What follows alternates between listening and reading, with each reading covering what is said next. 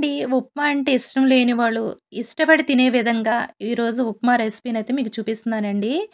దాన్ని ఏ విధంగా ప్రిపేర్ చేయాలంటే, ఒక కప్పు పెరుగుని తీసుకొని చక్కగా చిలక్కొట్టేసుకొని, దాంట్లో 3 కప్పులు వాటర్‌ని వేసుకొని, కొంచెం అల్లాన్ని తురుముకొని, అలాగే కొత్తిమీరని, టమాటాను కొంచెం వేసుకొని, టమాటా ముక్కల కింద కోసుకొని, వేసేసుకొని, కొంచెం ఫైనల్‌గా సాల్ట్ వేసుకొని, కలిపేసి మూత పెట్టి పక్కన పెట్టేసుకోండి.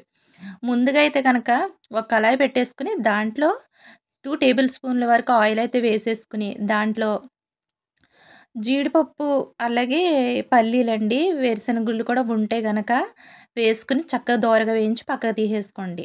దీంట్లోనే ముందుగా అయితే గనక ఆవాలు, పచ్చెనగపప్పు, మినప్పప్పు వేసుకొని చక్కగా ఒక 2 నిమిషాల పాటు వేయించేసుకోండి.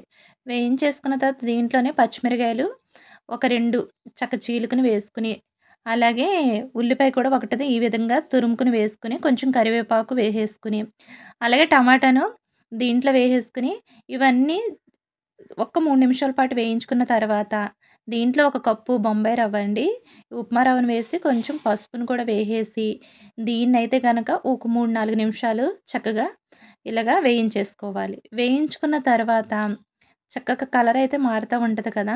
ఈ 3, 4 నిమిషాల తర్వాత ఈ విధంగా వేయించుకున్న తర్వాత దీంట్లోనే మనం ముందుగా కలిపి పెట్టుకున్నటువంటి ఈ మజ్జిగి, ఆ పెరుగుతో అన్నీ వేసుకున్నాం కదా! వాటినైతే పోసేసుకొని గరిటె పెట్టి ఆపకుండా తిప్పుతూ ఉండాలండి దగ్గర పడేంత వరకు. ఈ విధంగా వేసేసుకొని తిప్పుతా ఉన్న తర్వాత అదైతే దగ్గర పడిపోతూ ఉంటది.